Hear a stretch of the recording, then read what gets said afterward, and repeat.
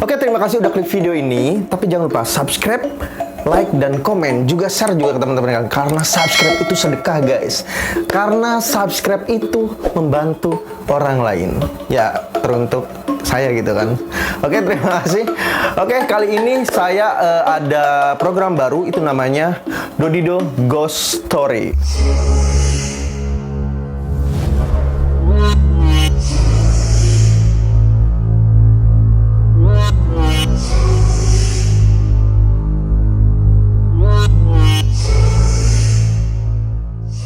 Oke, jadi dulu ceritanya gua menyelesaikan hampir menyelesaikan kuliah, dan biasanya untuk di akhir-akhir itu setiap universitas atau perguruan tinggi itu ada namanya magang ataupun yang lebih sering itu yang lebih terkenal adalah KKN gitu kan. Nah, oke. Waktu itu gua dibagi ke sebuah kelompok. Itu gue kebagian sebuah kelompok yang terdiri dari 3 laki-laki dan 7 perempuan. Itu kita ditempatkan di sebuah desa yang kira-kira berjarak sekitar, ya waktu tempuhnya waktu itu sekitar 2 jam lah, 1,5 jam sampai 2 jam dari kampus.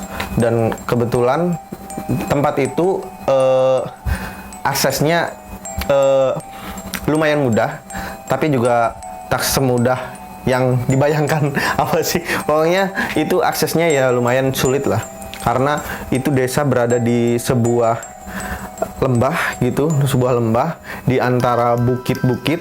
Jadi ada 3 akses ke sana, itu semuanya itu jalannya ekstrim guys, ekstrim lah pokoknya, karena itu wah alami banget di sana. Itu indah banget.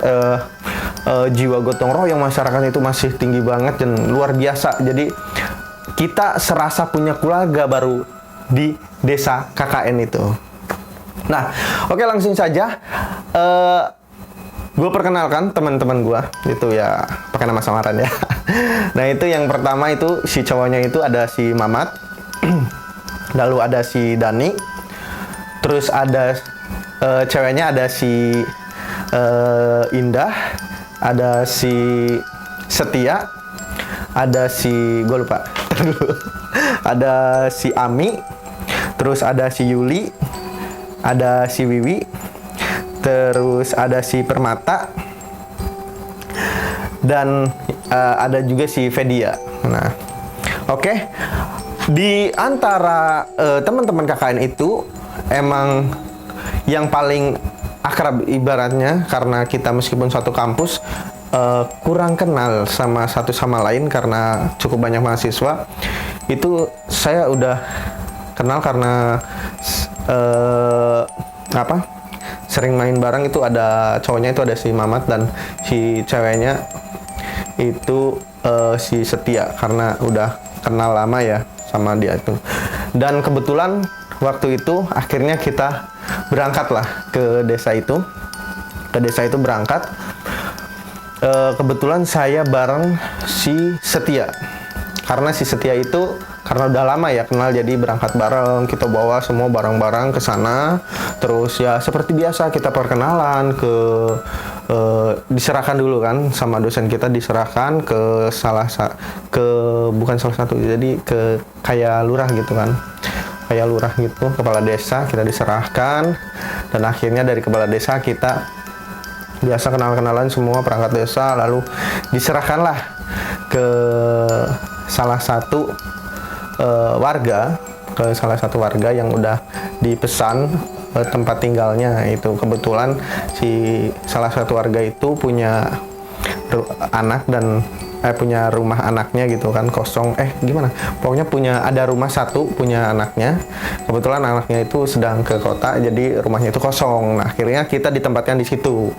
Dan di situ kita semua campur, ibaratnya dari kita laki-laki dan perempuan ditempatkan di satu rumah, karena rumah itu cukup luas ya, sangat luas lah kalau menurut saya, karena rumah itu ada terdiri dari 3 kamar tidur. Jadi 1 kamar tidur untuk cowok, 2 kamar tidur untuk cewek-cewek, dan itu ada ruang tamu 1, terus ruang tengah 1, dan dapur 1. dan selanjutnya itu ada tempat kamar mandi satu gitu. Nah, oke. Singkat cerita untuk selanjutnya ya berjalan seperti semula, biasa gitu kan. Biasa kita melakukan kegiatan KKN, terus ke ibu-ibu PKK biasa kan, terus ke rumah-rumah perangkat desa untuk kenalan, untuk memperkenalkan diri. Barangkali ada hal yang bisa kita dibantu seperti apa gitu, kita dibantu seperti apa. Terus pokoknya 1, 2 hari, 3 hari itu semua berjalan lancar gitu. Sebenarnya di hari pertama pun, karena saya tuh paling dekat dengan si Setia itu, dan si Setia itu menyampaikan ada sesuatu gitu kan. Jadi ada sesuatu di mana ada yang mengganggu dia gitu kan. Jadi sejarahnya si Setia itu ada penjaganya, ibaratnya itu penjaganya gitu kan ya, dan itu diwariskan oleh neneknya. Si penjaganya itu ternyata kita masuk ke desa itu.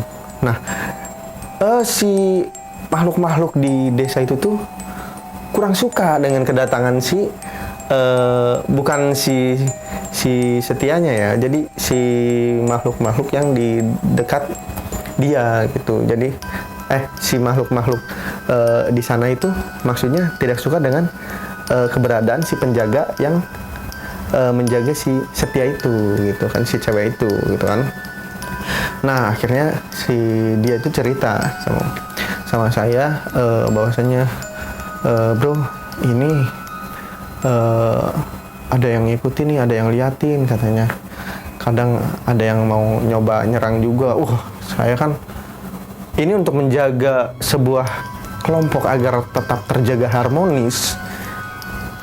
Kita udah, akhirnya saya bilang ke si Setia itu, oke, ada apapun kamu cerita sama aku, tapi tolong jangan cerita sama orang lain. Jadi apalagi sama si teman-teman cewek di KKN itu. Karena apa? Kalau diceritakan kepada cewek-cewek nanti dia pada takut gitu kan, pada takut akhirnya kan. Nah, oke lah, akhirnya itu menjadi rahasia. Jadi setiap ada apapun dia cerita sama saya, itu ada makhluk ini, mohon maaf ya kalau misalkan di jalan itu tiba-tiba ada yang megang kaki saya gitu kan. Si cewek itu cerita, wah itu udah takut. Sebenarnya saya juga takut gitu kan. Nah, jadi 2-3 hari setelah itu saya mulai paham bahwasanya di sekeliling juga udah mulai ada pantauan makhluk astral gitu kan di desa itu. Ya sejauh ini sih nggak terlalu ekstrim ya untuk penampakan yang secara nyata untuk saya sendiri melihat itu nggak ada gitu kan. Terus akhirnya terus berjalan sampai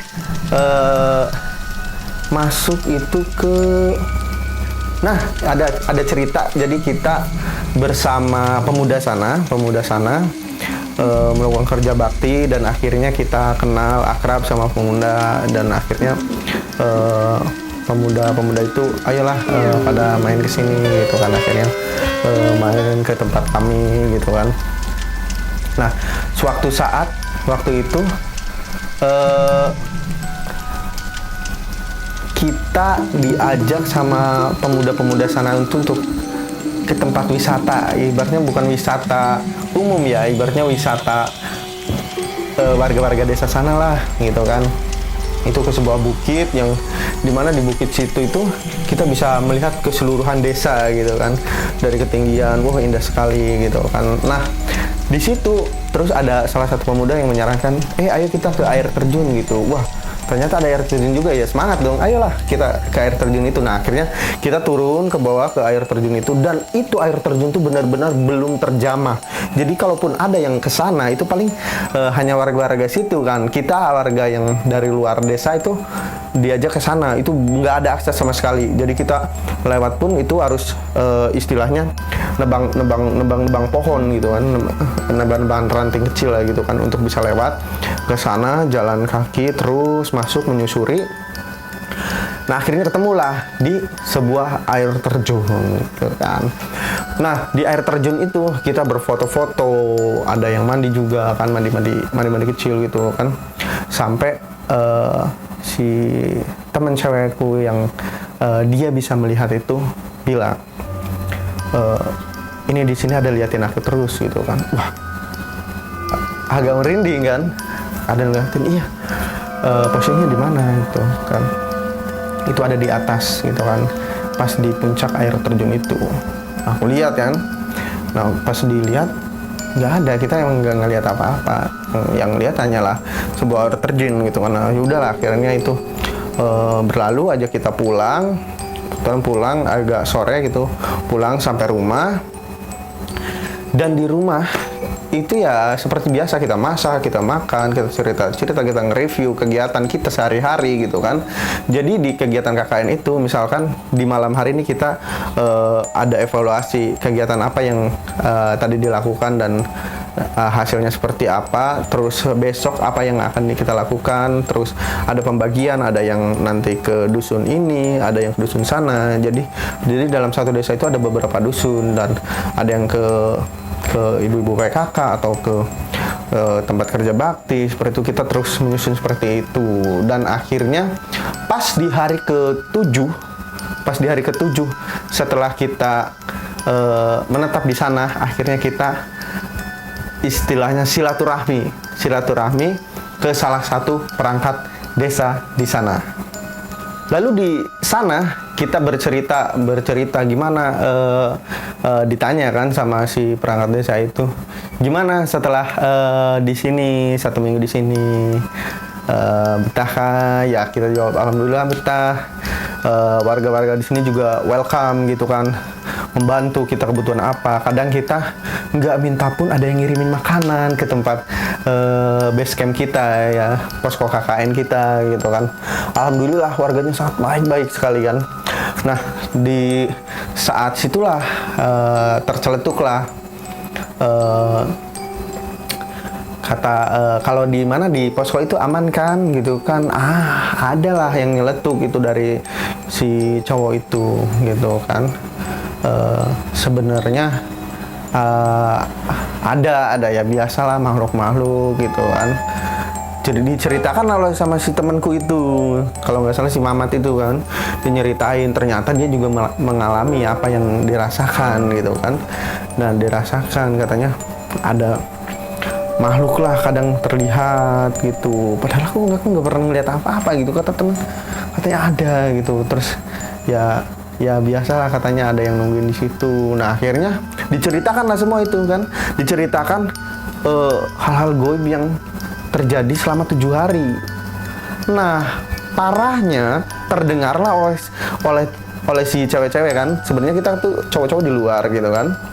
Ya akhirnya saya juga menceritakan gitu kan apa yang terjadi.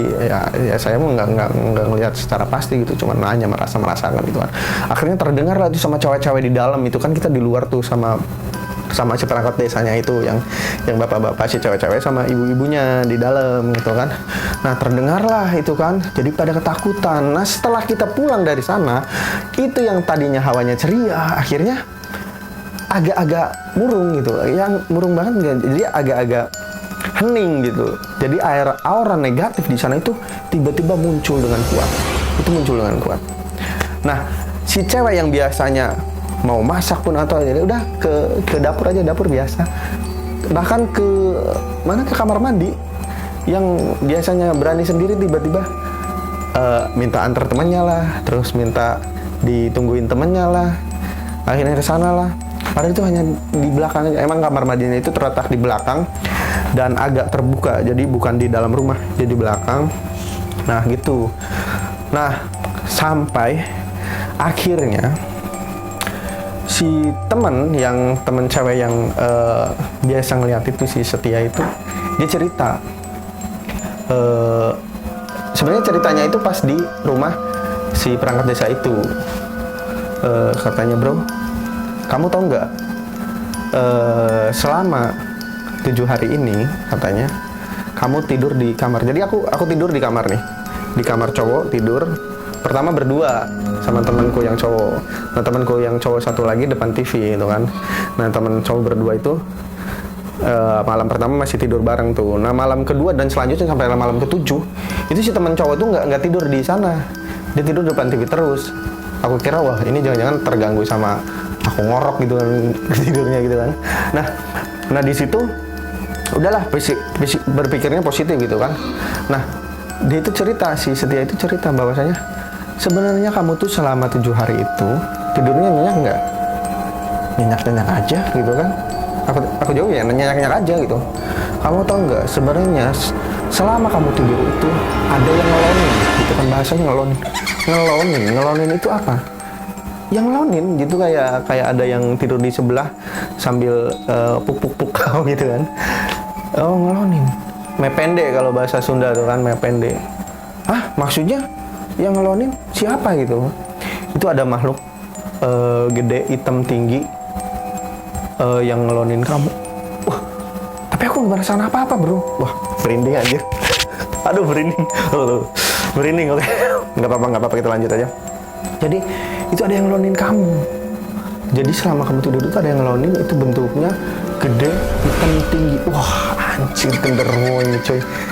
Iya, katanya itu ngelonin kamu gitu kan. Tapi kamu nggak ngerasain apa-apa. Enggak, nyaman-nyaman aja. Wah ya udah, terus akhirnya si temen cowok itu, ya sebenarnya aku udah tahu. Iya sebenarnya waktu malam pertama itu aku diganggu, akhirnya aku pindah.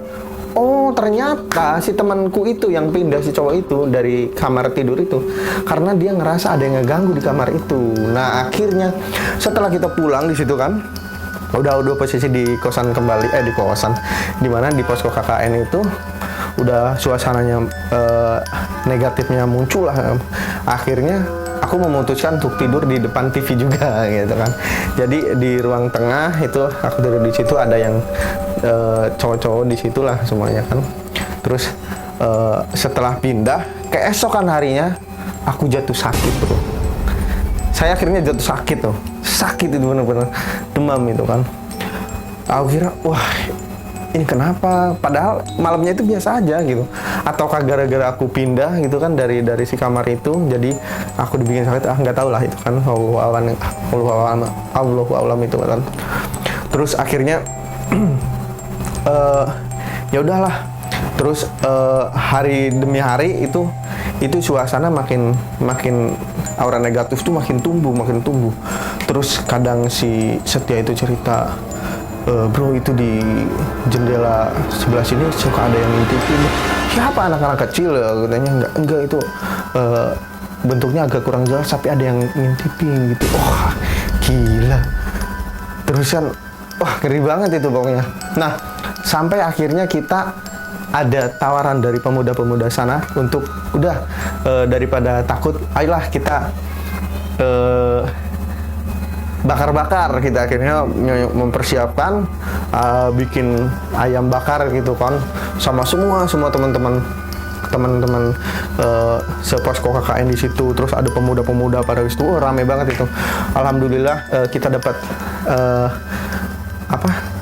dapat warga pemuda-pemuda sana itu yang sangat baik gitu kan. Kita bakaran sampai akhirnya itu bakaran udah mau matang. Terus saya bilang, ini teman si Setia kemana? Si Setia tidur katanya. Oh tidur gitu kan. Coba dibangunkan lah gitu kan sama salah satu teman itu si Yuli kan. Udah dibangunkan sama dia. Terus Setia bangun gitu kan. Pas ini diem aja. Ini nggak mau bangun lah. Gimana udah bangunin aja.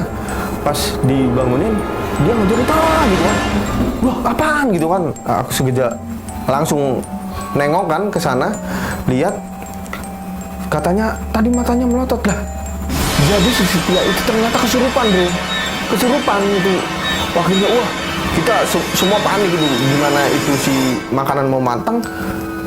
Temanku yang paling peka itu malah kesurupan dan akhirnya dia dibawa ke ruang tamu. Di sana kita bacain Yasin gitu kan, sampai minta bantuan ke warga bahwasanya siapa yang bisa mengeluarkan si makhluk halus yang ada di teman saya itu gitu kan. Akhirnya adalah perangkat desa yang pemuka agama di sana kita panggil, kita bantu untuk mengeluarkanlah si makhluk astral itu di dalam tubuh teman saya itu kan. Dan akhirnya terus dibacakan Yasin, dia terus berontak. Itu benar-benar kekuatannya luar biasa. Itu orang cewek kan ya paling cewek kalau dipegangin dua orang cowok gitu kan, mana mungkin ini kan. Itu bener-bener kita pegangin cowok-cowok kepental, itu kuat banget itu kan. Sampai akhirnya itu terus akhirnya cowok-cowok itu ada yang nangis, ada yang teriak-teriak gitu kan. Akhirnya selesai lah.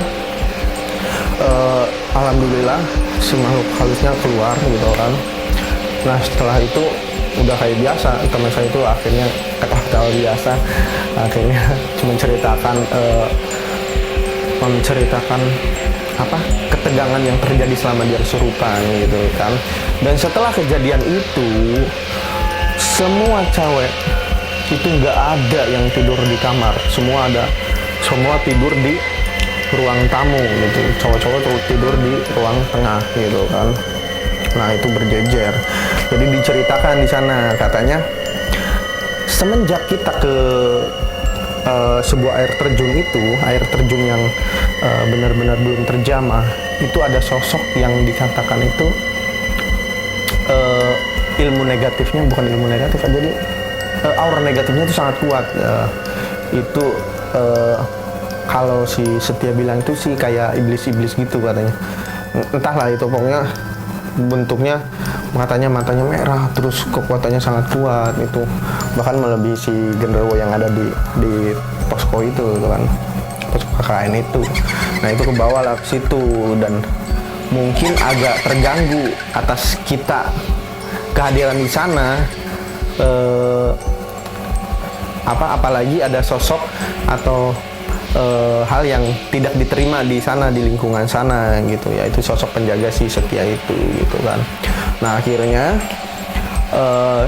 dia juga cerita bahwasanya di posko itu ada beberapa makhluk yang sering gangguin. Itu ada genderuwo yang sering terlihat, terus ada sosok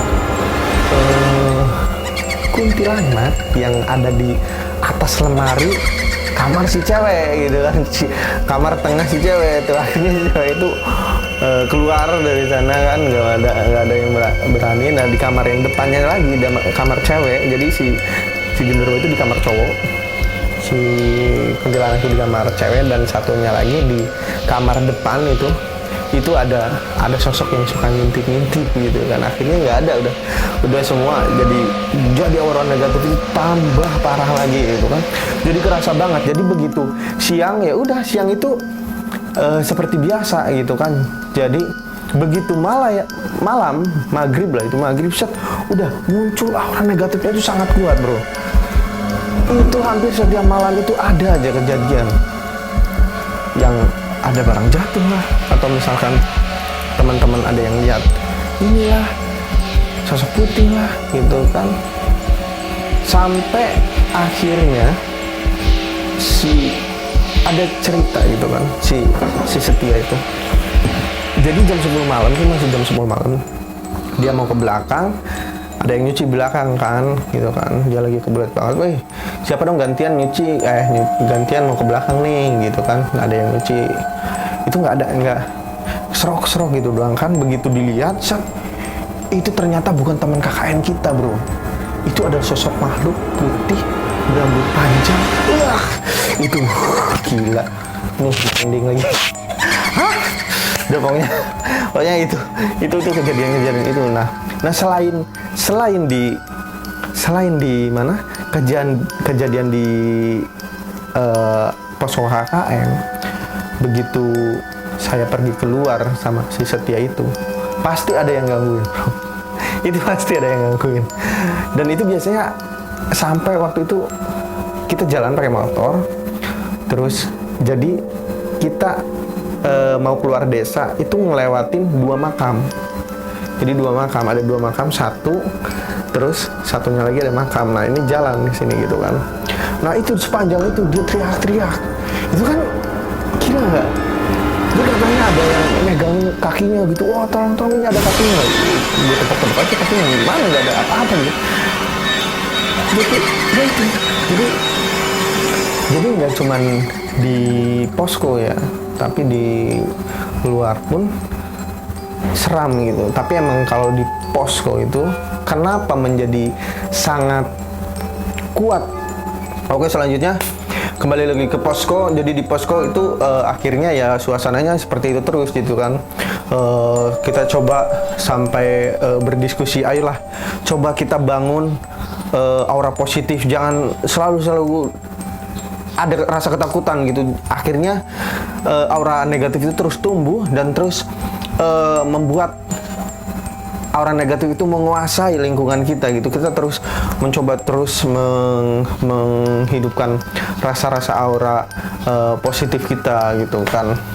Tapi akhirnya lambat laun itu terasa lebih nyaman. Kita sudah mulai terbiasa dan akhirnya gangguan-gangguan itu tuh tetap ada, cuman tidak terlalu ekstrim gitu kan. Mungkin keberadaan kita juga udah mulai diterima di sana gitu kan. Ya paling itu aja guys, sampai ceritanya sampai di sini. Mohon maaf ini kalau ceritanya panjang lebar, tapi emang saya mencoba menceritakan secara detail, tapi emang ada hal yang mungkin yang tidak bisa saya ceritakan di sini. Ini menyangkut dengan privasi seseorang dan privasi suatu tempat. Itu intinya sih, dimanapun kita berada, terus jaga sopan santun kita. Jangan sampai kita melanggar hal-hal yang emang di sana itu dilarang gitu kan. Mungkin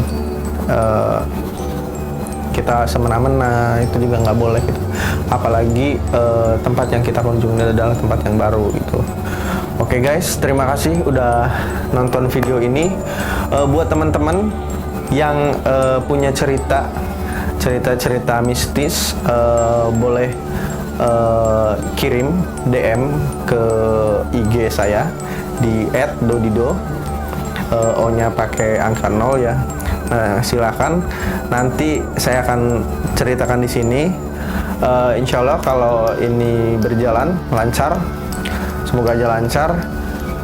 Jadi Dodido Ghost Story itu akan tayang setiap hari Kamis jam 8 atau jam 9 malam gitu kan, atau tepatnya malam Jumat. Setiap malam Jumat Dodido Ghost Story akan tayang. Terus jangan lupa terus ikutin video-video lainnya. Ada Amoeba Fayari, ada Dodido Podcast, ada yang lain-lainnya. Terus dukung channel ini untuk selalu berkembang dan memberikan informasi yang menarik, yang membuat wawasan kita terbuka gitu. Udah pokoknya itu tadi nih merinding nih, takut juga ini sekeliling ini tiba-tiba wow gitu kan keluarnya. Udahlah, terus jaga silaturahmi, jangan lupakan mantan, maksudnya jangan lupa makan, terus dukung channel Dodido, terus berpikir positif. Udahlah itu aja. Oke, terima kasih, salam hormat Dodido.